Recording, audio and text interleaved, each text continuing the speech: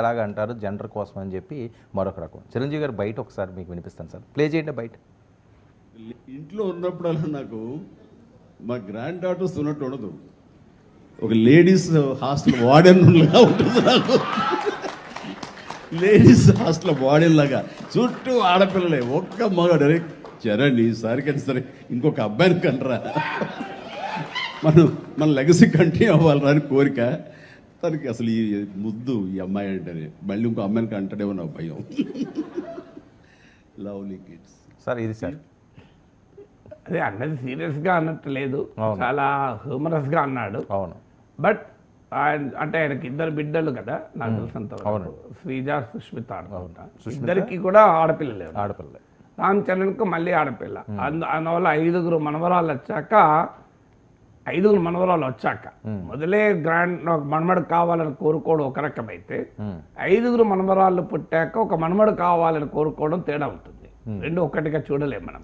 అసలు ఫస్టే నాకు మనవరాలద్దు, మనవడే కావాలి, కూతురు వద్దు, కొడుకే కావాలి అని భావించడం తప్పవుతుంది. కానీ ఒక కొడుకు ఉండగా కూతురు కావాలనో, కూతురు ఉండగా కొడుకు కావాలనో, ఎవరైనా వీరొకరు వారొకరు ఉంటే బాగుండు అని సగటు కుటుంబాలు ఎవరైనా అనుకుంటాయి.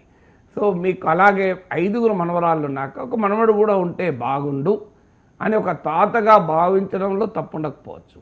కానీ చిరంజీవి అన్నది ఏంటంటే మా లెగసీని కంటిన్యూ చేయాలి. అక్కడే ఇబ్బంది వచ్చింది. లెగసీ ఏం అమ్మాయిలు తీసుకెళ్ళరా, లెగసీకి అబ్బాయిలే కావాలా, నీకు లెగసీకి గ్రాండ్ సన్నే కావాలా, గ్రాండ్ డాటర్ కాకూడదా అనేటువంటి క్వశ్చన్ మొదలైంది. ఇప్పుడు నెహ్రూ లెగసీని ఎవరు తీసుకెళ్లారు? సన్ కాదు, డాటర్. నెహ్రూ లెగసీని ఇందిరాగాంధీ ముందుకు తీసుకెళ్ళినంతగా ఏ తండ్రి లెగసీని ఏ కొడుకు తీసుకెళ్ళారని చెప్పండి. ప్రపంచంలో నెహ్రూ కూతురుగా మొదలైన ఇందిరాగాంధీ రాజకీయ జీవితం, నెహ్రూని ఇందిరాగాంధీ తల్లి అనే దశకొచ్చే వరకు మీకు చాలా ఉదాహరణలు ఉన్నాయి. జుల్ఫికార్ అలీ భుట్టో లెగసీని ఎవరు తీసుకెళ్లారు? బెనజీర్ భుట్టో తీసుకెళ్లారు కదా. మీకు సినిమాలో బండారు నాయక్ కుటుంబ లెగసీని కూతురే కదా తీసుకెళ్ళింది, చంద్రికా కుమారత్వంగా. మీకు షేక్ ముజిబుర్ రెహమాన్ లెగసీని మామూలుగా తీసుకెళ్ళే కదా షేక్ హసీనా బంగ్లాదేశ్లో. సో ఇలా ప్రపంచంలో చాలా చోట్ల కూతుర్లు కూడా రాజకీయ రంగంలోనే కాదు, ఈవెన్ అనేక రంగాల్లో తమ లెగసీని కూతుర్లు అద్భుతంగా తీసుకెళ్ళిన సందర్భాలు కూడా ఉన్నాయి. ఇంకా తీసుకెళ్ళాలని కోరుకోవాలి. అందువల్ల అయితే సినిమా రంగానికి వచ్చే వరకు మీరు ఎక్కడైనా గమనించండి, ప్రముఖ హీరోల కొడుకులు హీరోలు అవుతారు, ప్రముఖ హీరోల కూతురు హీరోయిన్ కారు మీకు ఎక్కడ. ఎందుకంటే సినిమాలో ఉన్నటువంటి ఆ జెండర్ డిస్క్రిమినేషన్ అందాం, ఏమైనా దానికి ఏ కారణమైనా చెప్పండి.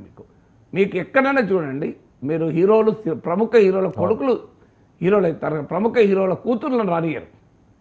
రాలేదు, అట్లీస్ట్ రానివ్వరని అనడం కన్నా.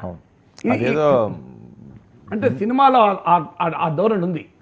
దానికి కారణం ఏంటి సమాజానికి తెలుసు, సినిమా వాళ్ళకి తెలుసు. మధ్య బాలీవుడ్ లో కొంతమంది ఉన్నారేమో కానీ హీరోయిన్లు, మన తెలుగు సినిమాలో మాత్రం ప్రముఖ హీరోల కూతుర్లు ప్రముఖ హీరోయిన్ గా ఉన్న వాళ్ళు నాకు గుర్తున్నంత వరకు సబ్జెక్ట్ కరెక్షన్ ఎవరైనా ఉన్నారో మరి చెప్పాలి మీరు.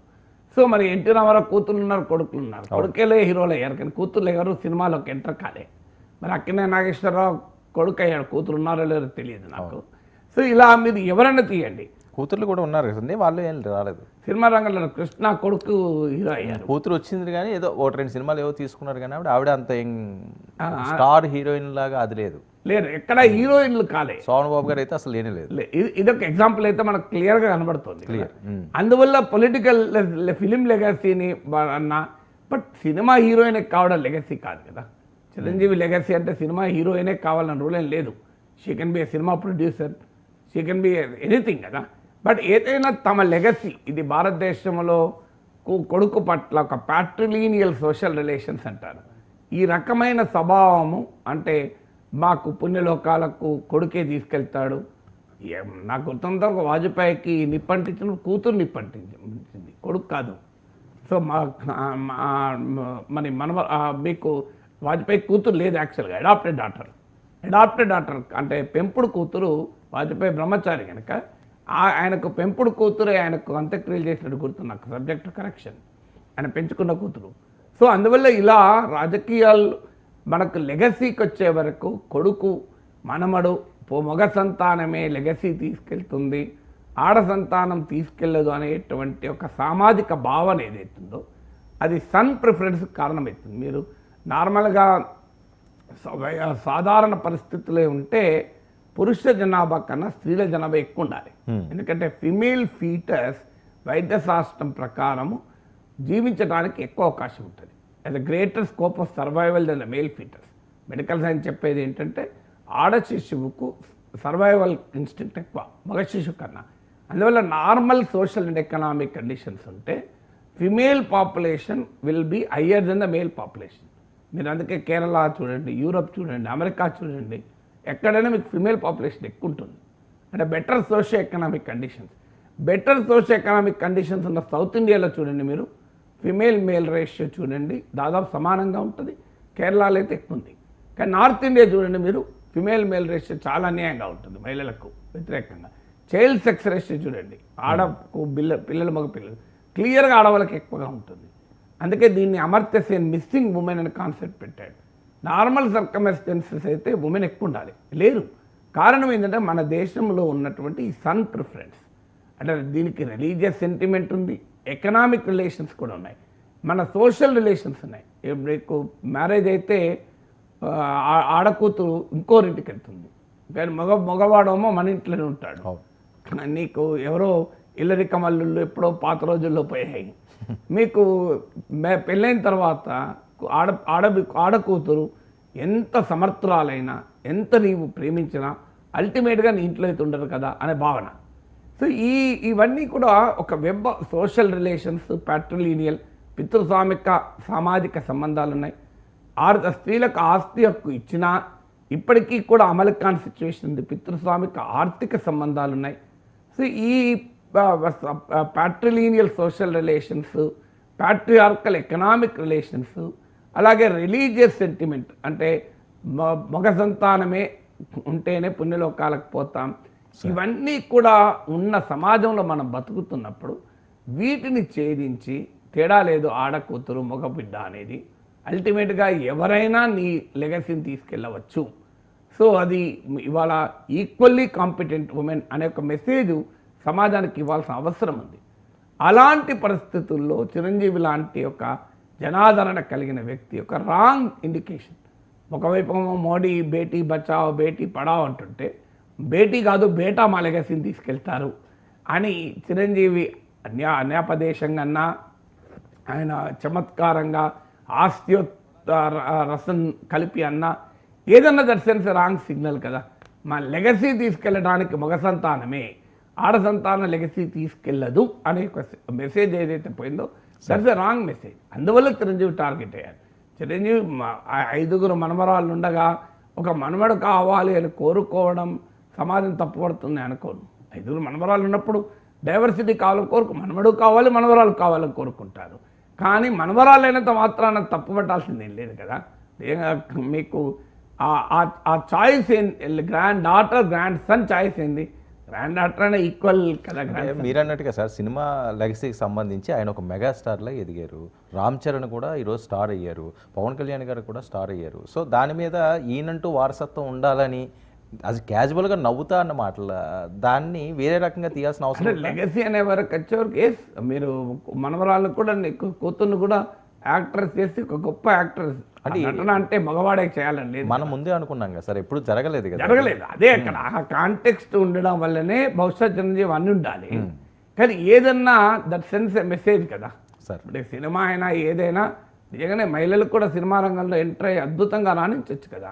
మీకు మన సినిమా అలా తయారైంది, సినిమా అలా తయారైంది, కానీ సినిమా కళకు ఆ రకమైన లక్షణం ఏం లేదు కదా. మీకు సావిత్రి ఉంది, ఎంత గొప్ప యాక్ట్రెస్, మామూలు యాక్ట్రెస్ కాదు కదా. సో సావిత్రిని గౌరవించని మహానటి అంటే మహానటి, ట్రూ మహానటి. ఆ పేరు మహానటి సావిత్రిని పెట్టారే. మహానటి సావిత్రి అనే పేరును ప్రశ్నించగలిగేవాడు ఎవరు లేడు తెలుగు సమాజంలో. తెలుగు సమాజంలో అసలు ఒక్కరైనా అయ్యి మహానటి ఎట్లా పేరు పెట్టారు అన్నారు, ఎంత బాగా పెట్టారు పేరు, కరెక్ట్ కదా మహానటి కదా అంటారు. ఆ మహానటి సావిత్రి అనేది ఎంత పవర్ఫుల్గా జనామోదం పొందింది. నిజంగా మహానటే కదా, అంత గొప్ప నటి. సో అందువల్ల మహానటి సావిత్రి ఎందుకు కాకూడదు చిరంజీవి కూతురు, చిరంజీవి మనవరాలు. ఆ స్థాయిలో నటరంగంలో కళారంగంలో ఎదగకూడదని లేదు కదా. చాలామంది గొప్ప నటీనటులున్నారు కదా, అంతర్జాతీయ ఖ్యాతి పొందినటువంటి నటీమణులు కూడా ఉన్నారు కదా. అలా ఎందుకు కాకూడదని కోరుకోవచ్చు కదా అని. సో అందువల్ల సొసైటీలో ఉండే ఒక బలమైన బయాసే అది. ఆ బయాస్ చిరంజీవి మాటల రూపంలో రావడమే సమస్య. సెలబ్రిటీలు ఏం మాట్లాడినా అంత ఈజీ కాదు, ఎందుకంటే ప్రజలపైన ప్రభావం ఉంటుంది కదా. ఇప్పుడు చిరంజీవి లాంటి వారే తనకు గ్రాండ్ డాటర్ లెగసీ కాదు, గ్రాండ్ సనే లెగసీ, అంటే మగ సంతానమే తన లెగసీ అని చిరంజీవి అనడము సహజంగానే కోట్లాది మంది కూడా అదే రకంగా భావించటానికి, ఆ జెండర్ స్టీరియో టైప్స్ను విశ్వసించడానికి కారణమవుతుంది.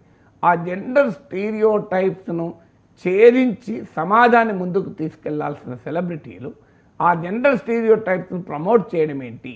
కావాలని చేయకపోవచ్చు, అన్కాన్షియస్గానే చేయొచ్చు. అన్కాన్షియస్గా కూడా జెండర్ స్టీరియో టైప్స్ను స్ట్రెంథన్ చేయడం ఏంటి అనేదే ప్రశ్న. సార్, ఒక తాత మనవడు కావాలని కోరుకోవడంలో కూడా ఏదో తప్పు ఉందా? ఎట్లాంటి తప్పు లేదు. మనవరాలు కాకూడదని కోరుకోవడన్నట్టు మీనింగ్ వచ్చింది కదా, చర్చ వచ్చింది. మనవడు కావాలని కోరుకోవడం చాలా మంది మనవరాలు ఉన్నారు కదా, అందుకే అక్కడే నేను అన్నది 5 మనవరాలు ఉన్నారు కనుక 6వ మనవడు 6వ సంతాన మనవడైతే బాగుండని కోరుకున్నట్టు ఎవరు తప్పు పట్టే వాళ్ళని అనుకోరు. అలా అనుంటే నాకు నిజంగానే నా చుట్టూ ఆ అమ్మాయిలే ఉన్నారు, చాలా సంతోషం. నేను రోజు నా మనవరాలతో ఆడుకుంటాను.